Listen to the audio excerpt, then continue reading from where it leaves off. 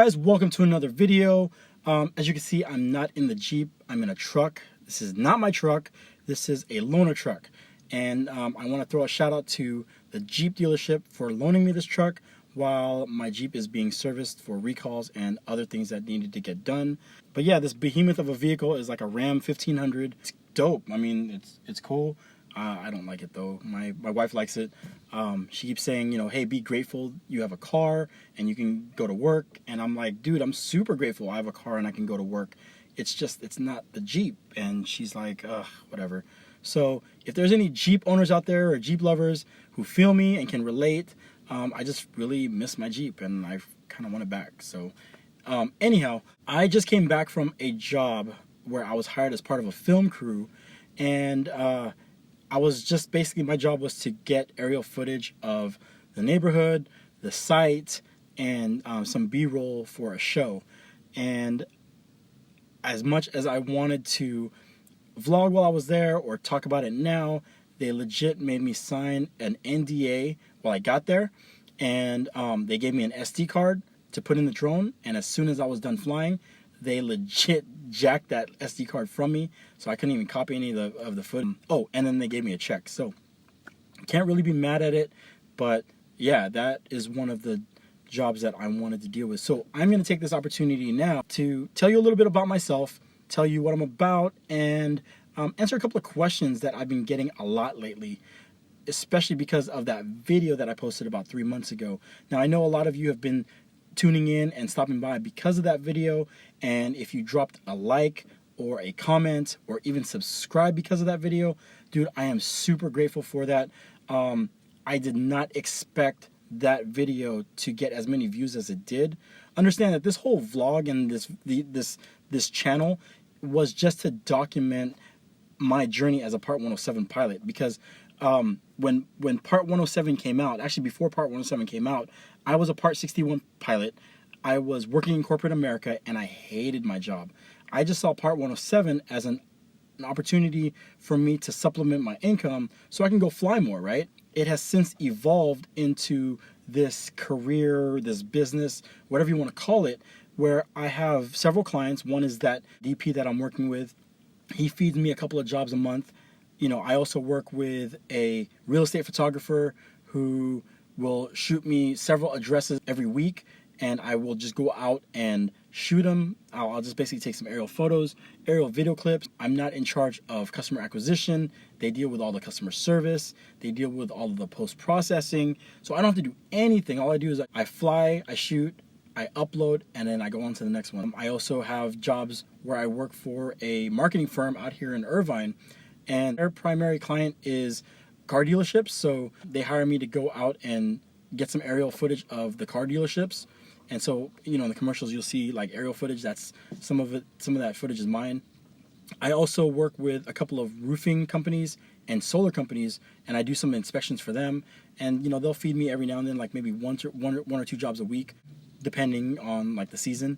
But my biggest client is actually this engineering firm out here in Orange County, who actually hired me to do that job where the cops were called.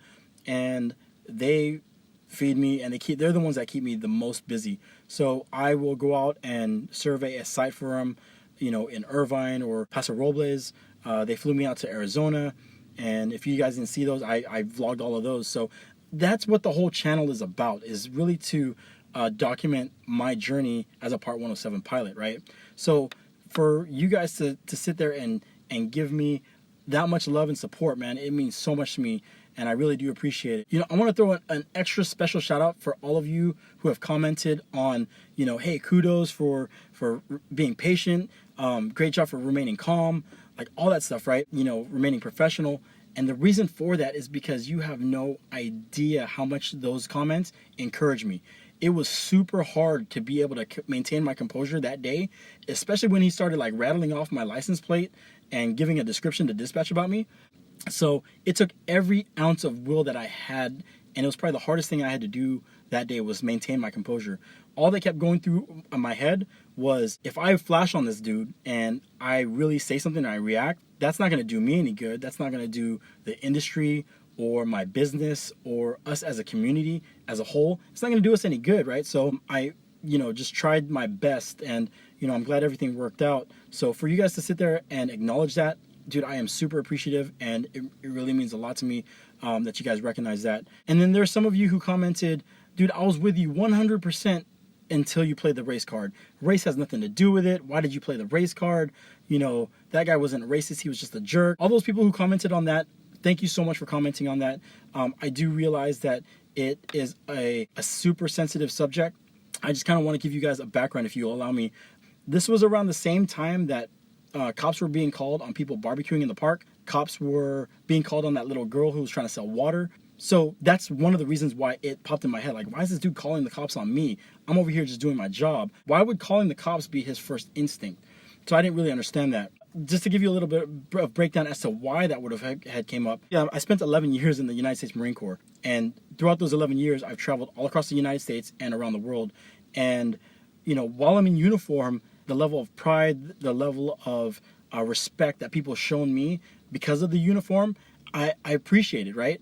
But the minute that uniform came off and I was in civilian attire and I was nowhere near a Marine Corps base, the amount of racial profiling and racial bias that I've seen allowed me to become all too familiar with people's tone, people's aggressiveness, people's attitude, right? When associated with racial profiling. And I think all of those emotions, all of those experiences and feelings kind of just came back that day. So understand that was definitely not the foundation that I wanted to base this video off of, was race. So a lot of you are saying, dude, why did you play the race card? That was definitely not my intent. So if you guys were turned off by me even bringing race up, I apologize. That was definitely not my intent. I don't know, man. Maybe the guy was having a really bad day. That race had no motivation in his aggressiveness towards me. So, I apologize if I jumped the gun a little bit on that, but I definitely want to show you guys some appreciation too, that your view and your comments and your dialogue mean a lot to me as well. I will definitely take that feedback and try to not allow my past experiences dictate how I react in the future. So thank you so much for that. Oh, and all of you guys who had commented and suggested or recommended that I get a high visibility vest, definitely want to let you know that your suggestions are not falling on deaf ears. I actually got this about a week and a half after that encounter. I got this from IKEA. It's like $6 or $7. It's nothing too fancy. Doesn't say FAA on it yet, but I'm thinking about getting some vinyl lettering and putting that on. I've been wearing it ever since, and I haven't really had any encounters or anybody approach me yet. I guess it works. One other thing that I've gotten suggestions on is maybe possibly wearing my Part 107 license around my neck, like on a lanyard. The only thing that I see wrong with that is that my personal information, like my address, is on there, and I just don't want that readily available to people, for people to see. So what I did was I had one of these made. I'll put a link to their website in the description. Basically, because I think you get like a free $10 coupon or something, and this costs less than $10. Basically, all it says is it's a commercial remote pilot, has my picture, has my name, my certificate number, and when my currency expires. I actually just took my biannual flight review as a Part 61 pilot, so I'm good for another 2 years on my Part 107 as well. It just says the person named above holds a remote pilot certificate issued by the FAA and is authorized to operate unmanned aircraft systems for hire in accordance with 14 CFR Part 107. So that's on here. And the reason I have that is because I guess precautionary, right? It's so that way if they see a guy in a safety vest and an official looking type badge, it's definitely not official, but if it looks official, that they'll probably leave me alone, and that's all that matters. I've been approached numerous times and they're like, let me see, your authorization. And I ask them, are you law enforcement or FAA? Because those are the only two entities that I will actually surrender and show my identification to. If you have any questions, please leave them in the comment section below. If you haven't yet subscribed, please consider subscribing and make sure you hit that little notification bell. Not quite sure what it does, but I do know that it will notify you the next time I post a video. And on that note, fly safe, and I'll catch you in the next video. Peace out.